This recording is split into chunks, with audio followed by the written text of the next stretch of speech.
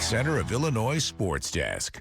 Happy Halloween, Central Illinois. I hope you enjoyed dressing up. And now the best part of the night, eating your candy and watching me. I'm joking. I meant to say Central Illinois highlights. And we have a variety pack tonight, college sports, high school football. But first, let's get started with soccer real quick. This is our first game, Effingham taking on Rochester.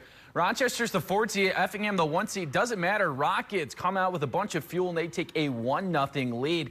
And then the defense also created offense. Nice steal right there and gets another goal. 2-0, and they were flying away with this game. They were a runaway train.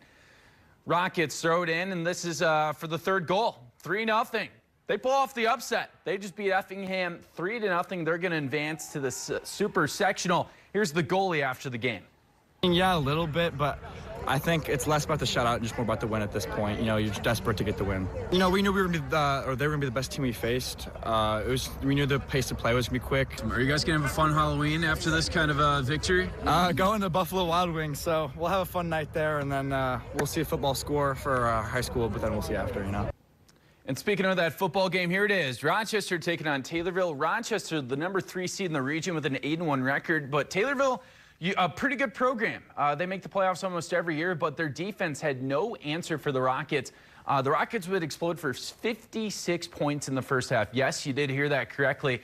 Derek Leonard has a really young team, but this looks like a championship team that could maybe win their 10th title since the 2010 season. Really nice punt returns showing they're more than offense. They can score on offense, defense, and also special teams.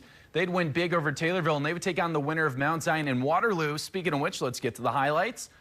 Waterloo, the 11th seed, a nice trick play reverse right here, gets it into the end zone right here for the quarterback sneak. So Mount Zion was a favorite to win this game, but their offense was struggling. They were moving the ball a little bit.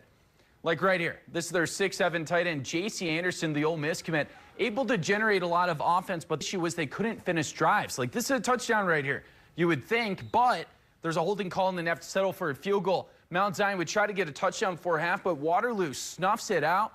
It would be 13-7 at halftime. Waterloo would upset Mount Zion 14-13. They're going to be taking on Rochester. Mount Zion's really good season, shockingly, over already. And tonight was truly just an appetizer. There's a lot of good games on Saturday. Here are some of the best ones. It's like picking a child. It's tough, but here we go. 1A, Athens taking on Mount Sterling. Adam Anderson, a color commentator for our Friday night showdown show, thinks that Athens could go on a sleeper run. Maroa Forsyth, same situation. They made the state championship this year and have Ryan Shepard back. St. Joseph Ogden, a 14th seed. They could take down Benton tomorrow, who's undefeated. And then Sacred Heart Griffin, Quincy Notre Dame. That's a really good rematch from an earlier game this year. And then finally, Juliet Catholic taking on Glenwood. Glenwood's 9-0, but Juliet Catholic, I know they're 4-5, but their only losses are to top 25 teams in Chicagoland. And finally, Illinois football back in action. They look to bounce back tomorrow for an 11 a.m. kickoff against the Rutgers Scarlet Knights. And we could see a high-scoring game. Both of these defenses have not played well. Rutgers giving up 37 points. Illinois beat them. They're giving up 39 points per game in Big Ten play. However, Illinois, they are a 12.5-point favorite, and they probably do have the better offense with Luke Altmaier, Colin Dixon, and Hank Beatty. And here's some fun graphics about this stat. Illinois, they can clinch consecutive bowl games for just the second time since 1990 if they win tomorrow. And a win would keep their hopes alive of trying to get a Citrus Bowl or a ReliQuest Bowl in Tampa. And Illinois and Rutgers, since Rutgers has joined the Big Ten, Illinois is 5-2 against them.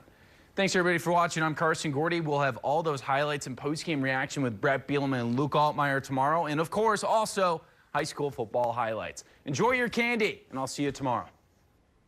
Thank you for watching, and make sure you subscribe to our YouTube channel. Be sure to watch more videos from Fox Illinois.